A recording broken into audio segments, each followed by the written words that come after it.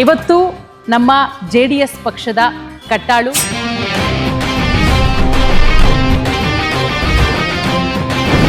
ಶ್ರೀನಗರಕ್ಕೆ ಬಂದರೆ ಸಾಕು, ಉಚಿತವಾದಂತಹ ಹಾಸ್ಪಿಟಲ್ ಇರಬಹುದು, ಆಂಬ್ಯುಲೆನ್ಸ್ ವ್ಯವಸ್ಥೆ ಇರಬಹುದು.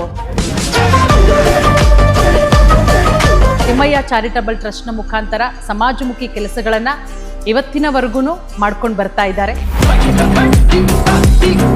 ಏಕೆಂದರೆ ಬೆಂಗಳೂರಿನಲ್ಲಿ ಜನತಾದಳ ಎಲ್ಲಿದೆ ಅಂತ ಕೇಳ್ತಾ ಇದ್ದವ್ರಿಗೆ ಒಂದು ಉತ್ತರ ಸಿಕ್ಕಿದೆ.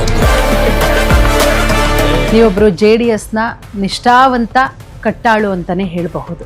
ಕುಮಾರಣ್ಣವ್ರು ಒಂದು ಜಿಲ್ಲೆಗೆ ಹೋಗ್ತಾರೆ ಗ್ರಾಮ ವಾಸ್ತವ್ಯಕ್ಕೆ ಅಂದರೆ ಅಟ್ಲೀಸ್ಟ್ ಆ ಟೈಮ್ಗೆ ಆ ರೋಡ್ಗಳು, ಮೋರಿಗಳು, ಬೀದಿ ದೀಪ, ಕುಡಿಯೋ ನೀರು ಅಷ್ಟು ವ್ಯವಸ್ಥೆ ಮಾಡೋರು ಅಧಿಕಾರಿಗಳು. ಇವ್ರು ಬಂದ್ರೆ ಇನ್ನು ಬೈತಾರೆ ಅಂದ್ಬಿಟ್ಟು ಗ್ಯಾರಂಟಿಯಿಂದ ಅಂತೂ ಜನ ಬೇಸತ್ತು ಹೋಗ್ಬಿಟ್ಟಿದ್ದಾರೆ. ಒಂದು ರಸ್ತೆ, ಒಂದು ಮೋರಿ, ಒಂದು ಕಸ, ಒಂದು ಕುಡಿಯೋ ನೀರು, ಒಂದು ವಿದ್ಯುತ್ ಶಕ್ತಿ. ಕರೆಕ್ಟ್.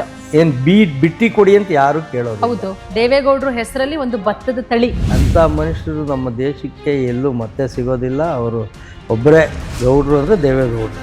ದಿನದಿಂದ ದಿನಕ್ಕೆ ಅವರು ಹಿಗ್ಗುತ್ತಾ ಇದ್ದಾರೆ, ಮತ್ತಷ್ಟು ಬೆಳೀತಾ ಇದ್ದಾರೆ. ನಿಖಿಲ್ ಕುಮಾರಸ್ವಾಮಿ ಅವರ ಬಗ್ಗೆ ಹೇಳೋದಾದ್ರೆ ಸರ್, ತಂದೆ ಕುಮಾರಸ್ವಾಮಿ ಅವರು, ತಾತ ದೇವೇಗೌಡರ ಅಪ್ಪಾಜಿಯವರು ಸಾರ್ವಜನಿಕನ ಬದುಕನ್ನು ಏನು ರೂಢಿಸ್ಕೊಂಡಿದ್ರು ಅದೇ ಹಾದಿನಲ್ಲಿ ಹೋಗ್ತಾ ಇದ್ದಾರೆ.